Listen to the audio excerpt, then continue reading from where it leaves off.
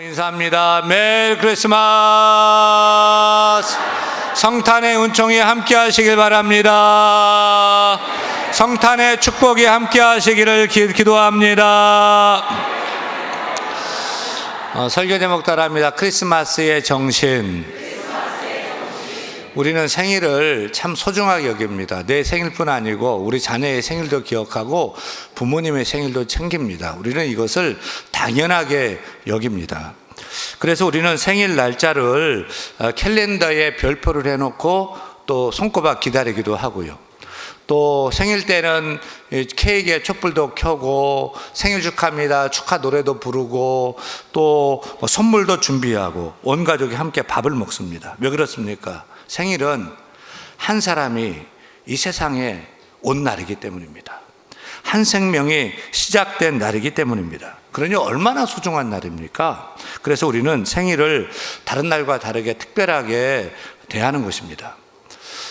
저희 집은 저만 5월 봄에 생일이 있고 우리 아내와 세 자녀가 모두 가을에 생일이 있습니다. 9월에 2명, 10월에 1명, 11월에 1명 있거든요. 근데 금년에는 유난히 바빴어요. 그래도 밤 늦게라도 케이크에 촛불 켜고 생일 축하를 했습니다. 근데 서로 시간이 안 맞아가지고 밥을 먹을 수가 없었던 거예요. 그래서 금년에는요, 그냥 4명 생일 한 번에 몰아가지고 좋은 데 가서 식사를 그렇게 했습니다. 우리는 생일을 참 귀하게 여기는데요, 1년에 딱 한 번 생일 당일만 축하하고 그 다음 날은 다시 별일이 없었다는 듯이 다시 일상으로 돌아갑니다. 그리고 또다시 1년을 기다리고 또 그 생일 당일을 또 축하를 합니다. 근데 저희 매형은요, 제가 저희 매형 생일 날짜까지는 기억은 못하지만 저희 매형 생일이 음력 보름날입니다. 그래서 보름달에 뜹니다. 문제는 그 다음입니다. 보름달만 뜨면 저희 매형은 야, 오늘 내 생일이다 이러는 것입니다. 그리고 혼자 막 자축하고 혼자 막 좋아합니다. 여러분, 저희 매형은 생일을 1년에 몇 번 챙겨 먹는 거예요? 우리는 1년에 한 번 챙겨 먹는데 매형은 12번이나 챙겨 먹는 거예요. 처음에는 이게 웃고 넘겼는데 이게 참 묘한 깨달음을 주죠. 저희 매형은 생일을 날짜로만 살지 않고 보름달을 뜨면 생일을 기억하고 기쁘게 그렇게 사는 거죠. 이제 곧 크리스마스 성탄절입니다. 성탄절은 누구 생일이죠? 예수님의 생일이죠. 하나님께서 예수 그리스도를 우리에게 보내주신 날입니다. 인류의 구원이 시작된 날입니다. 그러니 얼마나 놀랍고 소중한 날입니까? 그런데 이렇게 중요한 성탄절을 우리는 하루 행사로만 축하하고 성탄절이 지나면 성탄 캐럴도 멈추고 트리에 불도 꺼지고 분위기도 다 꺼지고 빨리빨리 다 철수시킵니다. 하지만 성탄도 저희 매형이 보름달만 뜨면 자기 생일이라고 하듯이 우리가 자꾸 이 성탄절을 기억하고 매일매일 이렇게 떠올리며 산다면 매일매일의 크리스마스로 살아갈 수 있지 않겠습니까? 예수님은 하루 축하받으려고 오신 분이 아닙니다. 우리 인생 전체를 바꾸기 위해서 오신 분입니다. 예수님은 하루 기념의 대상이 아니라 매일 따라야 할, 살아야 할 분입니다. 그러므로 성탄은 하루 절기가 아니라 우리의 삶이 방향이 되어야 할 것입니다. 그래서 오늘 우리는 성탄절을 어떻게 하루 기쁘게 보낼 것인가가 아니라 성탄을, 크리스마스를 어떻게 살아낼 것인가를 함께 생각해 보고 싶습니다. 왜냐하면 우리가 크리스마스 정신으로 살아갈 때 우리의 하루하루가 크리스마스가 될 수 있기 때문입니다. 그렇다면 우리가 붙들어야 할 크리스마스의 정신은 무엇일까요? 오늘 성경은 크리스마스의 정신을 삶으로 드러낸 3가지의 모습으로 분명하게 우리에게 말씀합니다. 첫째, 크리스마스의 정신은 따라합니다. 오늘도 예수의 별을 따르는 삶이다. 여러분은 최근에 별을 언제 보셨습니까? 별이요. 어렸을 때는 별이 빛나는 밤에 라디오를 들으면서 밤하늘을 보면서 별을 보는 낭만이 있었거든요. 근데 도시에 사는 지금 어때요? 도시는 너무 밝고 공기도 탁하고 무엇보다 너무 바빠가지고 하늘을 한번 쳐다볼 여유도 없습니다. 우리는 별을 못 보는 인생이 아니라 도시에 사는 우리는 어쩌면 별을 잃어버린 인생으로 살고 있는 것 같습니다. 그러나 성경시대 사람들은 달랐습니다. 그들은 하늘을 바라보는 사람들이었습니다. 그들은 별을 찾는 사람들이었습니다. 하늘에 특별한 일이 일어나면 땅에서도 하나님의 놀라운 일이 일어난다라고 생각을 했습니다. 그러던 어느 날 밤, 바로 예수님이 이 땅에 오시던 그 성탄의 밤에 하늘에 전에는 없던 한 별이 크게 떠올라 반짝입니다. 그리고 그 별을 보고 그 별의 의미를 알아보고 그 별을 따라 길을 나선 사람들이 있었습니다. 누구죠? 동방박사들입니다. 동방박사들은 단순한 여행자가 아닙니다. 그들은 별을 읽을 줄 아는 사람들이었습니다. 그리고 하나님의 사인을 놓치지 않는 사람들이었습니다. 그들은 그 별을 인류를 구원할 왕 메시아의 탄생별로 확신했던 것이죠. 그런데 그 다음이 중요합니다. 성경 이야기를 읽다 보면 늘 같은 사람이 등장하는데, 크게는 예수를 찾은 사람, 찾는 사람, 안 찾는 사람으로 분류할 수 있어요.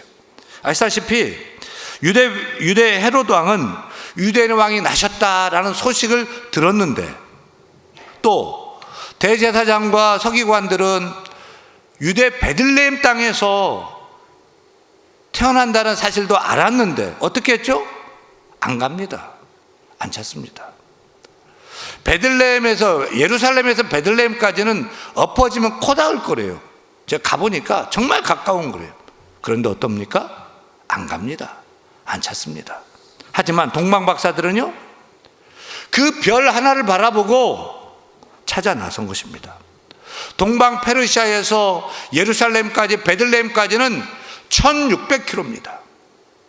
그들은 모든 자신의 그 편함을 놓고 안락함을 내려놓고 또 생업도 포기하고 별 하나를 따라서 예수를 만나기 위해서 길을 찾아 나선 것입니다.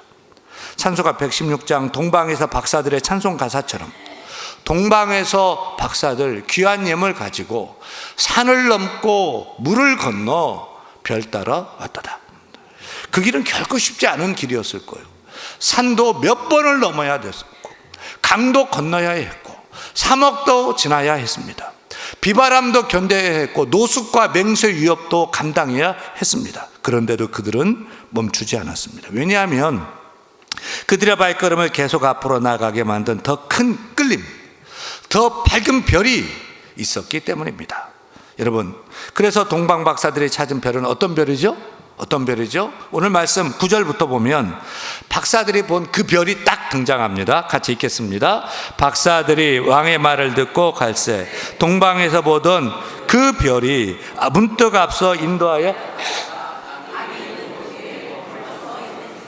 그들이 별을 보고 매우 크게 기뻐하더라. 집에 들어가 아기와 그의 어머니 마리아가 함께 있는 것을 보고 엎드려 아기께 경배하고. 아멘.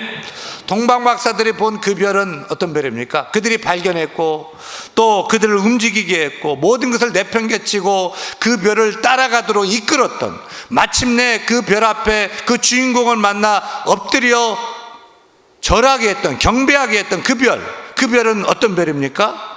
바로 예수 그리스도의 별인 줄로 믿습니다. 성경을 읽어보면은 예수님의 별로 표현한 부분들이 여러 나오죠. 요한계시록은 예수님을 광명한 새벽별이라고 말씀하고, 베드로후서에 보면은 마음에 떠오르는 샛별이라고 얘기합니다. 민수기에서는 야곱에게서 한 별이 나온다고 예언도 했습니다. 바로 동방박사들을 이끌고 그들을 인도한 그 특별한 별과 똑같은 별이죠. 바로 예수 그리스도를 상징하는 별인 것입니다. 사랑하는 대한의 성도 여러분, 오늘도 크리스마스의 정신은 동일합니다. 크리스마스는 케이크에 촛불 켜고 선물 포장하는 날이 아니고, 별을 다시 바라보고 그 별에 이끌리고 그 별을 붙잡는 날인 줄로 믿습니다. 크리스마스는 돈에 끌리는 인생이 아니고 세상에 끌려가는 인생이 아니라 예수 그리스도의 별을 보고 그 별에 끌려서 그 별을 찾아서 나아가는, 우리의 방향을 다시 잡는 날인 줄로 믿습니다. 제가 아는 한 목사님은 요즘 골프를 치기 시작했어요. 골프가 재밌나 봐요. 그래서 잠자다가도 말고도 스윙 연습을 한다는 거예요. 그만큼 사람이 뭔가에 끌리면 몸도 마음도 생각도 막 끌려가는 거죠. 여러분, 문제는 무엇에 끌리느냐는 거예요. 골프에 끌릴 수도 있어요. 세상 취미에도, 세상 성공에도 끌릴 수 있어요. 그러나 성탄절은 그 모든 끌림을 내려놓고 별 대신 예수 그리스도께 다시 끌리는 삶으로 돌아오라고 부르시는 날인 것입니다. 우리는 성탄절을 맞아서 다시 예수께로 끌리는 인생으로, 다시 예수님을 찾는 인생으로, 다시 그래서 예수님을 만나는 인생으로, 그래서 예수님을 경배하는 인생으로 방향을 재설정해야 하는 것입니다. 끌림이 없는 인생, 끌림이 없는 인생은 노답 인생입니다. 나를 끄는 것이 없어요. 그러면 여러분 인생을 살지만 그게 사는 것이 아닙니다. 우리는 끌리는데 돈에 끌리고 또 세상 부귀 영화에 끌리는 것이 아니라 예수 그리스도께로 끌리고 인도함을 받아야 할 것입니다. 시인 신경림 씨의 별이란 시가 있어요. 나이 들어 눈 어두우니 별이 보인다. 반짝반짝 서울 하늘에 별이 보인다. 하늘에 별이 보이니 풀과 나무 사이에 별이 보이고, 풀과 나무 사이에 별이 보이니 사람들 사이에 별이 보인다. 반짝반짝 탁한 하늘에 별이 보인다. 눈 밝아 보이지 않던 별이 보인다. 참 행복해 보입니다. 젊었을 때는 보이지 않던 그 별이 나이가 들어서 보인다는 거죠. 어찌됐든 별을 보려면 고개를 들어 하늘을 쳐다봐야 됩니다. 그리고 계속 오래 쳐다봐야지 별이 더 선명하게 보이게 됩니다. 예수님도 마찬가지예요. 고개를 숙이고 이 땅만 쳐다보고 살면 예수님을 찾을 수 없어요. 볼 수 없어요. 세상은 캄캄하고 답이 없어 답답하지만 우리의 믿음의 눈을 들어서 믿음의 세계를 바라보고 하늘을 바라보고 살면 예수님을 보게 될 줄로 믿습니다. 여러분, 이 성탄절에 정말 예수의 별이 보이십니까? 하늘에서도 이 시인처럼요, 현장에서도, 사람과 사이에서도, 성도와 성도 사이에서도 우리의 별 예수 그리스도를 찾고 그 별에 이끌리는 삶을 살아야 할 줄로 믿습니다. 무엇보다 우리 자신이 그분의 빛을 반사하는 작은 별이 되시기를 바랍니다.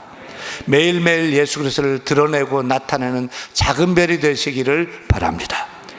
그래서 이 별 볼 일 없는 세상을 별 볼 일 있는 세상으로 바꾸는 사람들이 다 될 수 있기를 간절히 축원합니다.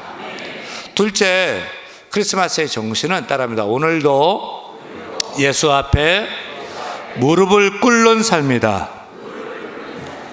동방박사들의 여정은 별을 찾아 따르는 데 있어 멈추지 않습니다. 또 별을 따르는 것으로 끝나지 않습니다. 그들의 여정의 결론은 분명하죠. 11절입니다. 11절 읽습니다.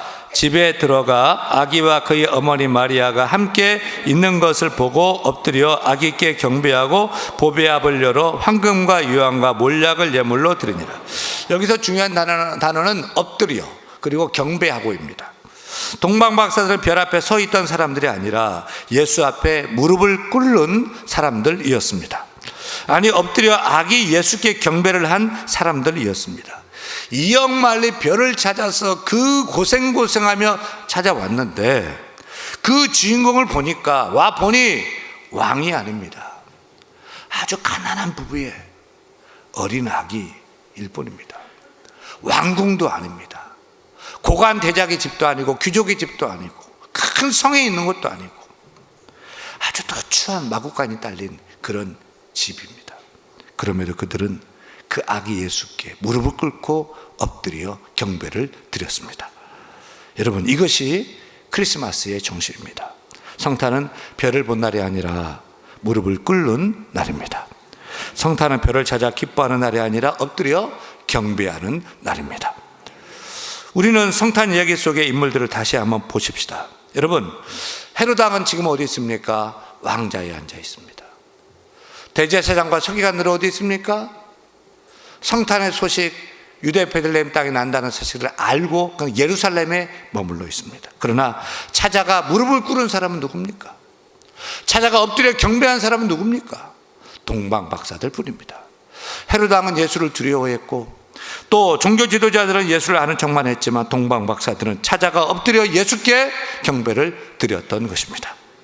우리는 헤롯 왕과 같은 사람, 종교 지도자 같은 태도가 아니라 동방박사들처럼 아기 예수께 무릎 꿇고 엎드리고 경배하는 신앙인이 되어야 할 줄로 믿습니다. 요즘 세상을 한마디로 얘기하면 높아져야 사는 시대입니다. 더 높은 자리, 더 빠른 성공, 더 많은 인정을 받기 원하는 시대입니다. 낮아지면 지는 것 같고 뒤처지면 실패한 인생처럼 느끼는 시대입니다. 그런데 성탄은 이 시대의 판을 완전히 거꾸로 뒤집는 그런 날입니다. 하나님신 예수님이 이 땅에 오실 때 높은 자리에 오지 않았습니다. 권력으로 압도하지도 않았고 능력으로 장악하지도 않으셨습니다. 성경은 이렇게 기록합니다. 광보로 싸서 구유에 뉘었으니. 이것은 우연한 장면이 아니에요. 하나님의 의도적인, 하나님의 선택하신 그런 방식이에요. 이 말은 곧 이런 뜻이에요. 세상은 올라가야 산다라고 말해요. 그러나 하나님은 이렇게 말씀하십니다. 내려와야 살린다라고 말씀하십니다. 우리는 어떻습니까? 예수님은 내려오셨는데 우리는 여전히 올라가려고 안간힘을 씁니다. 예수님 비우셨는데 우리는 채우지 못하면 안달이 납니다. 예수님은 낮아지셨는데 우리는 대우받지 못하면 비참하게 여기는 것입니다. 그래서 성탄은 너는 왜 그렇게 높아지려고 하느냐? 나는 이렇게 낮아졌는데 너는 왜 그렇게 높아지려고 하느냐라고 묻는 날입니다. 사랑하는 여러분, 동방 박사들은 예물도 드렸습니다. 황금과 유황과 몰약을 드렸습니다. 그런데 그들이 제일 먼저 가장 먼저 드린 예물은 무엇입니까? 황금입니까? 아닙니다. 유황도 아닙니다. 몰약도 아닙니다. 자기 자신입니다. 자신의 무릎입니다. 그리고 엎드려 높여 경배를 드렸습니다. 자기의 교만을 꺾고 자신을 온전히 아기 예수 앞에 드린 것입니다. 크리스마스는 하나님께 무엇을 드릴까를 고민하는 날이 아니죠. 내가 예수님처럼 동방박사처럼 얼마나 낮아질 수 있느냐를 묻는 날이고 또 그 물음에 낮아지기를 결단하는 날이 되어야 할 줄로 믿습니다. 여러분, 오늘 우리 신앙을 한번 돌아봐요. 오늘도 우리가 주께 나와 예배하는데 예수님께 무릎 꿇는 신앙입니까? 예수님을 말하면서 믿으면서 평생을 믿으면서 예수 앞에 엎드리는 신앙입니까? 그렇지 않은 것 같아요.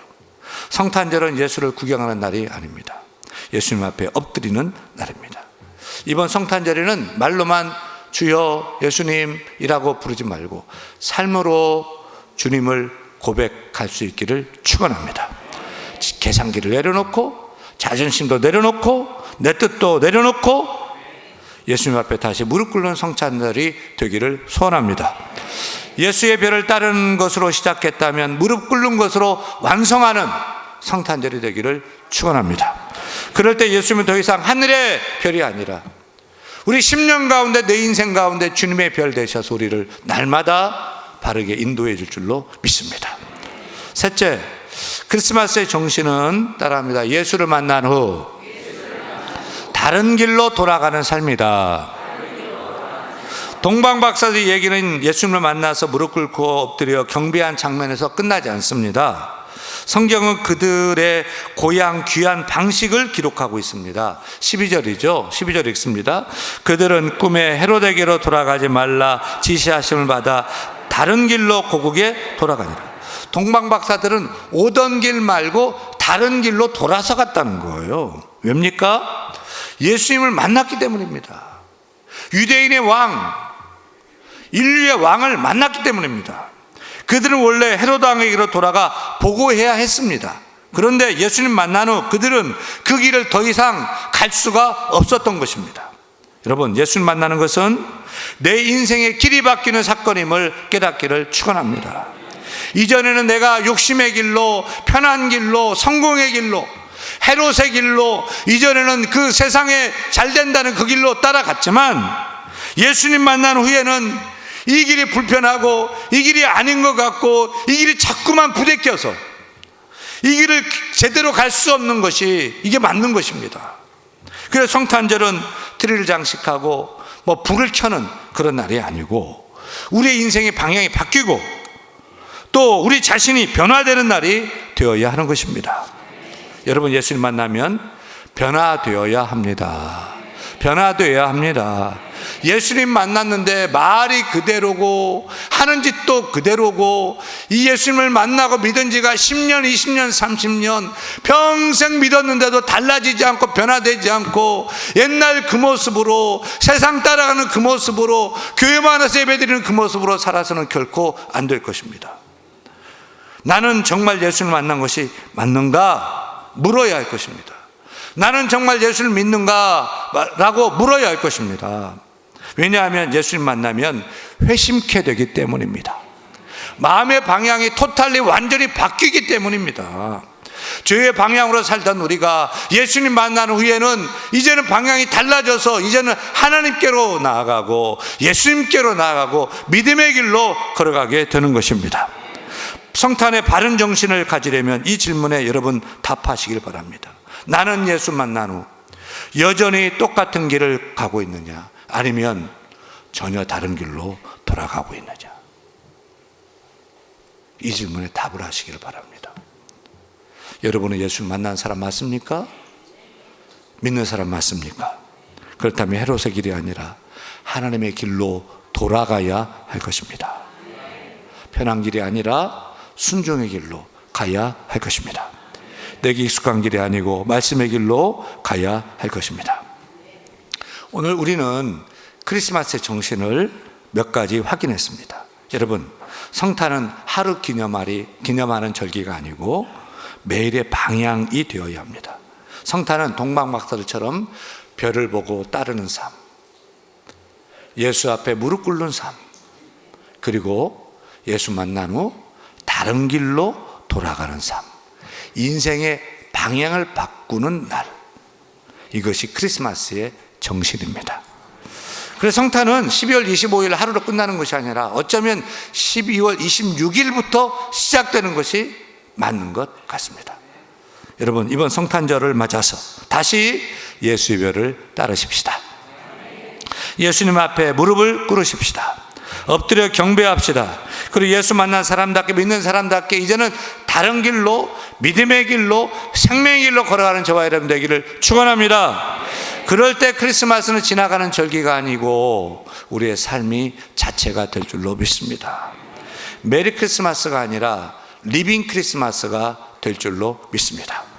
그렇게 크리스마스 정신으로 날마다 성탄을 사는 성도들 다 되기를 간절히 축원합니다. 축원합니다.